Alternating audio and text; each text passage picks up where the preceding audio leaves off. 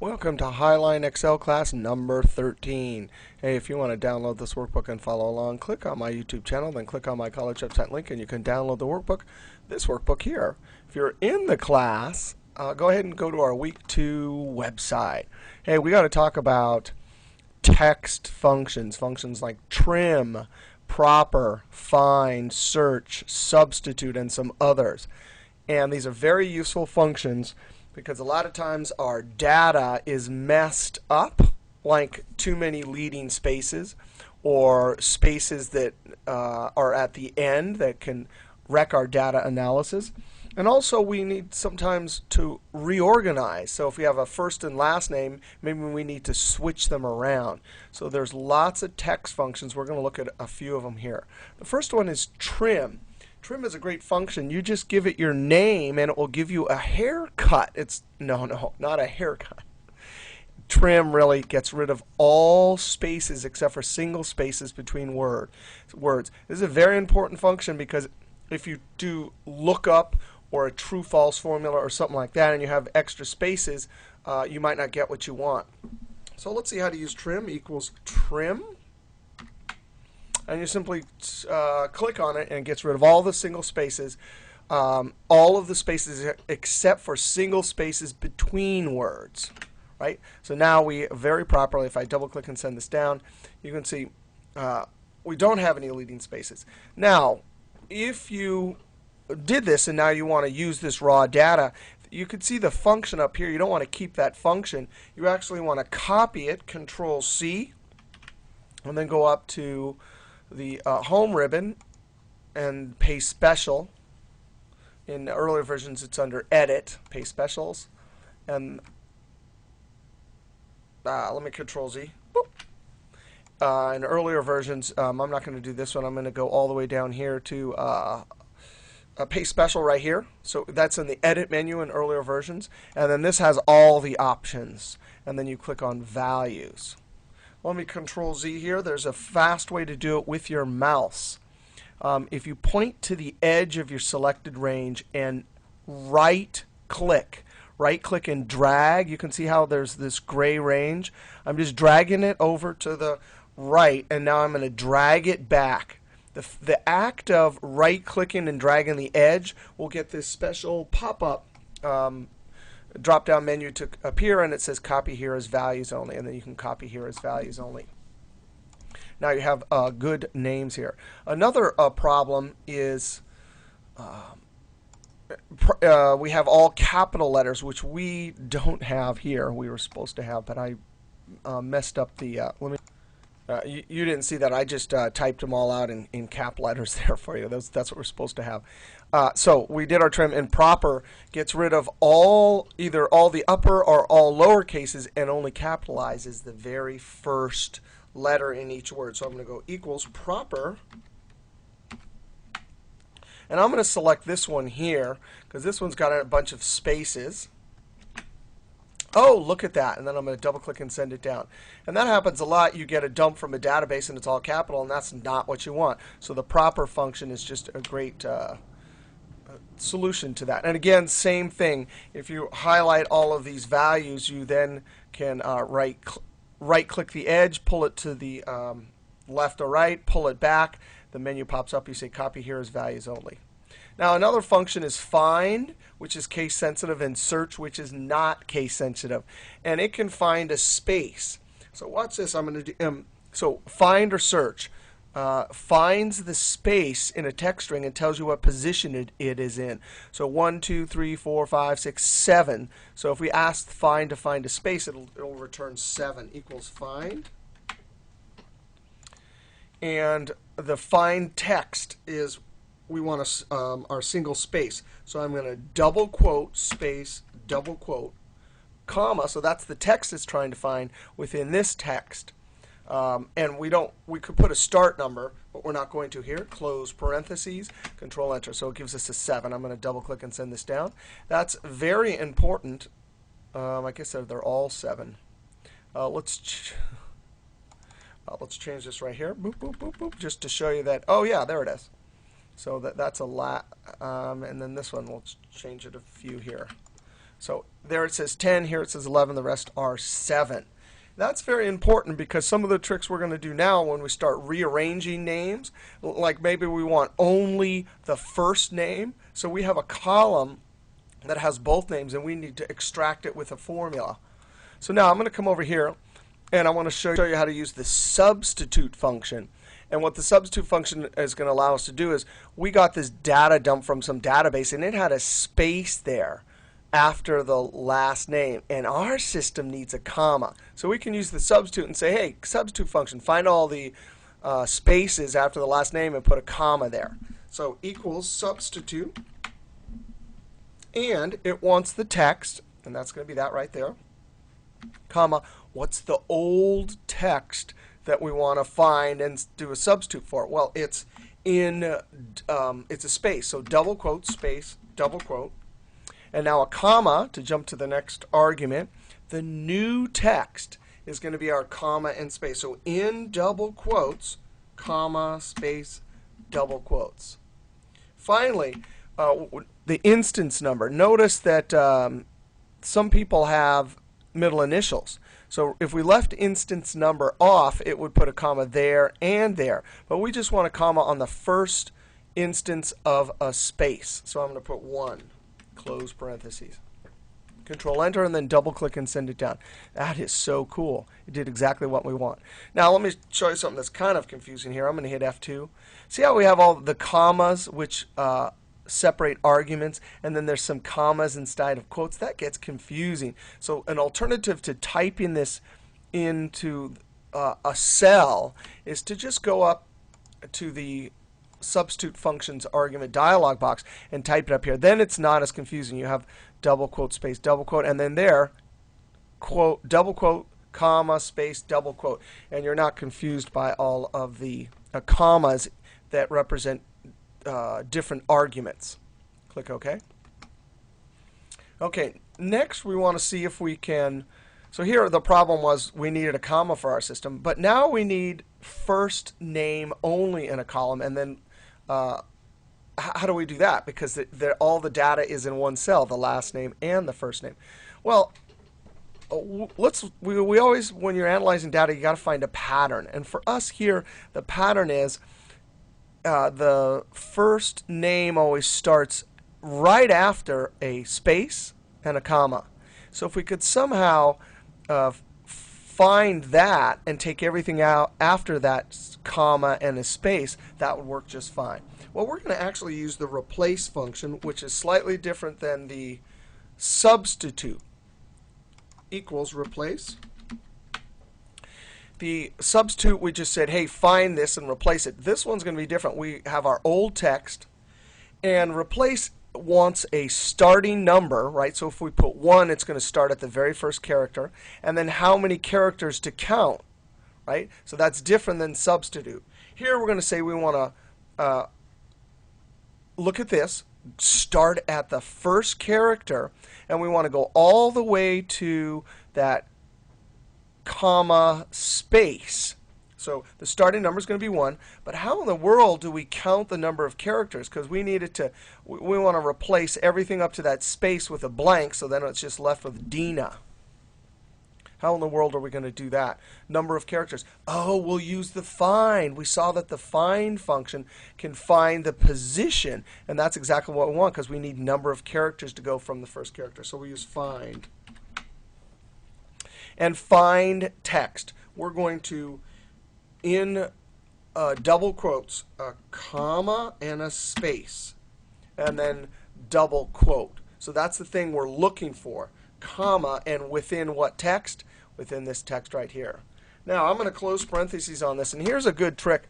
Right now it will find 1, 2, 3, 4, 5, 6, 7 because it finds the first comma, and that's the position. What we really want is the 8th position, and so we actually have to add 1 here.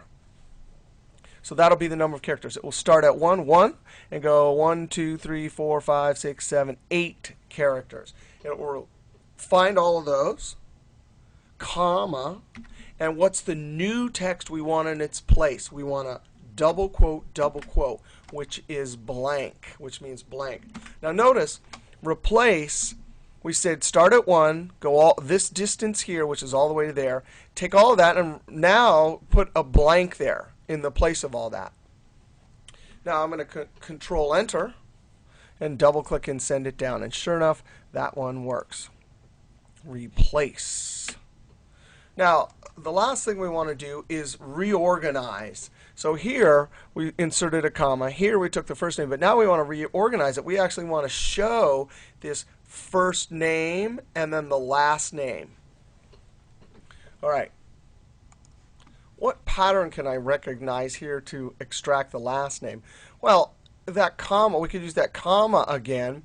If we could somehow take from the left this many characters each time, this many characters, so here it would be a bunch of characters. Well, there's a function called left that will allow us to take characters from the left, and then we can just use the find, because the left we have to say how many characters we want to take. So we can take the find, which will find this, and subtract 1, and it will give us exactly the variable length for the first name. So this is just how to get the last name equals left. I'm going to say in what text? This right here, comma, and how many characters? And this is where we'll use find. Find the text, double quote, comma. Just a comma is all we need, double quote, comma, and within what text? This one right here. Close parentheses on the left. Control Enter. But we forgot our -1, so we'll hit F2. And so this find right here, we actually want to subtract 1 because the find found 1 too many. So -1. Control Enter. There we go. Double click and send it down. Now our goal for this column is to combine these two. So watch this. I'm going to click here and hit F2 and actually scoop this out, just like that. Control C, escape. Click here, F2, and I'm going to paste it. But I really want to have the first name, last name, and a space in between. So I'm going to Control V, and I'm immediately going to use the ampersand. Now to join things together, we use the symbol ampersand. And then double quote, space, double quote, ampersand. We had to use 2 ampersands because we have this part of the formula is grabbing the first name. Then we needed a little space. And then this part is grabbing the last name. Because there's 3 things we're joining, we have 2 join symbols. Control Enter, double click and send it down. All right, so that's a little bit about text functions. And there's lots of amazing uses for them. But really, the trick is always, can you find a pattern? Can you find a pattern? And also, don't forget that a lot of data may have spaces, so you can use the trim, also the proper to get your data in order, and then find, replace, substitute. I'm going to click on the sheet concatenate, and I'm going to show you how to use the join symbol and the concatenate function. We just saw over here how to do it, join 3 things together. But here's the basics of this. And this is the reverse of what we did over here. In this situation, we have our data last and first, and we need it all in one cell. So we're just going to do a formula that joins the 2. Equals 2 cells to my left, and then an ampersand, double quote, space, double quote, ampersand, 1 cell to my left. So we're joining 3 things, whatever's in that cell, a space, and whatever's in 1 cell to my left. 3 different things, so there's 2 ampersands. Control Enter, and then double click and send it down. And that is the opposite of what we just did over here. Now another amazingly powerful use for the join symbol and concatenation. In the textbook they show you the concatenation function. I always like to use the join symbol. Here's a data set, and we have date, sales rep, product, region, sales. In earlier video we saw how to do sum if. But now what in the world are you going to do when you get to this situation? Your boss says, hey, I need you to add up for Sue, Product 1, and West. Whoa, there's 3 criteria. So we actually want to add using 3 criteria. Well, there's functions, and I have them listed here. There's one option, there's another option, and there's another option. Later in the class, I'll actually show you how to do those things. But those formulas can actually take a long time to calculate for large spreadsheets. So an awesome solution is to concatenate or join the criteria. So we just add a new column to our data set that joins this, this, and this. Then and every single time there's Sue, Product 1, what was it? Sue, Product 1, West, there'll be a unique identifier in this column. So you ready? I'm just actually going to highlight this. Equals sales rep, and I'm going to ampersand, and here I'm going to, in double quotes, put a dash. We don't need to do that, but I'm doing it just because then it's easier to see the 3 different elements put together in one formula. And watch this. I can copy this. So I have that, a dash, and now I'm going to click there, Control V, and there. Right? So I'm joining. I have 1, 2, 3, 4 join symbols, joining 5 things. Anytime there's 5 things, you use 4 join symbols. And so Control Enter, and then double click and send it down. I'm going to double click using my fill handle. And there it is. We have a unique identifier. Now we don't need to mess around with 3 different columns for doing sum if. We can simply do it that way. But now I want to show you concatenation function. I'm going to click up here. Concatenation, I don't even know what concatenation, I didn't know that word before Excel. I'm going to type join up here and just see if I could figure out, because that's what I want to do. I want to join different elements, see if that'll find it. I hit join, and sure enough, it did find concatenate. What a weird word, which just means to join different elements. And the way this works, similar to we saw with substitute earlier, you don't have to type in all of the commas and double quotes and everything. It'll do it for you. So watch this. I'm going to click, actually collapse this, and then scroll over. I need this one, uncollapse. Tab to move forward, dash, tab, and then I get the next one, tab, and then dash. And notice over here, isn't this cool? It's putting in the syntax for us, so we don't have to. And it even put it in there, tab. And then I want, finally, the region. So the advantage to using the concatenation function is you don't have to type in all of the syntax. It'll do it. You just put the stuff in, and it'll do it. Click OK. And then there you can see the concatenate, and it put all the commas and everything in for you. Double click and send it down. It gets you the exact same thing. By the way, I have randomizing things here, so it's kind of jumping around. But there it is. Now we have a column. We can simply we have 3 criteria here, but we can build a formula right here that will concatenate. So watch this. Equals this, ampersand, double quote dash, double quote ampersand.